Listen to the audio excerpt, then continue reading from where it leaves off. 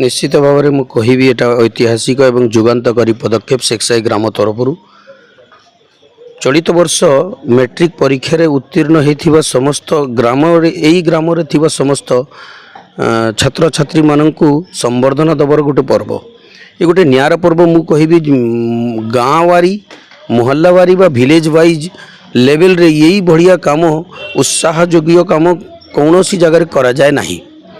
सुंदर प्रयास एवं जुगान्तकारी प्रयास कहलिए या अत्युक्ति हम ना कहीं यही कामटा आसंता वर्ष बा आसुथिबा पिला परीक्षा दवापाई जो पिला माने रेडी अच्छा से ये प्रोग्राम गोटे प्रेरणा यही प्रेरणा नहीं आगामी दिन में पिला माने किमितिका शिक्षा उत्तम भाव ग्रहण करेंगे एवं मैट्रिक परीक्षा रे किमितिका उत्तम भाव उत्तीर्ण हेबे सेटा गोटे नुआ करी प्रयास जारी करिसेंती। यही प्रयासटा को सफल करिबा पई यही भविष्य को जो पिला माने स्वप्न देखुचंती भल भाव उत्तीर्ण हेबे बा उत्तम भाव परीक्षा रे नंबर ग्रहण करिवे यही नंबर ग्रहण करिवार पिला माने जो स्वप्न देखुचंती यही प्रोग्रामटा तांका पई गोटे प्रेरणा उत्स यही प्रेरणार उत्स को लेकिन पिला माने आग को बढ़े मु निश्चित भाव में धन्यवाद देवी गाँ सरदार शेखसाई ग्रामर सरदार कमर भाई को एवं तांकर सहयोगी अब्दाल भाई को एवं नाना प्रकार बहुत युवक पिला माने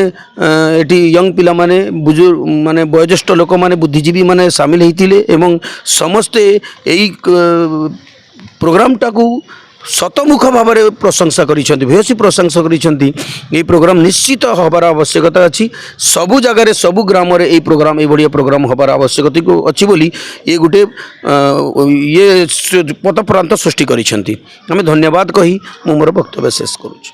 मेरा नाम किरण कादरी है। मैं जिला स्कूल की स्टूडेंट हूँ। जिला स्कूल से मैं 361 मार्क रख के पास हुई हूँ और मैं जो प्राइज़ पाया हूँ इसके हकदार मेरे अम्मी पापा और मेरे स्कूल के टीचर भी हैं और मैं इस बस्ती के सरदार कमर अंकल को भी शुक्रिया अदा करना चाहती हूँ क्योंकि उन्हीं की वजह से आज मुझे इस बस्ती में जान पाई कि मैं फर्स्ट आया हूँ 361 मार्क्स से। आगे चल के आप क्या करना चाहते हैं?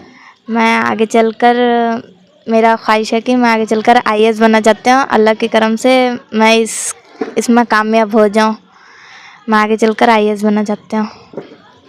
मोर हूँ शेखसाई ग्रामर सरदार एवं आज आमर समस्त जो मैट्रिक परीक्षा रे शेखसाई ग्राम तरफ जो पिला माने परीक्षा देइथिले आमे निष्पत्ति नेलु कि आम छुआ को उत्साहित करने समस्त पिला जे पास होती समस्त को लेकिन आसिकी ग्राम बस्ती और ग्राम तरफ सम्मानित करने आमर निष्पत्ति होता सेटा को आज आमे आपण माध्यम रे जनवाई चाहूँ। आपण मैंने जानी थे आज सफल होती आम पिला सफल होती आमे सम्मानित तांको मुरब्बी को डाकिकी करूँ।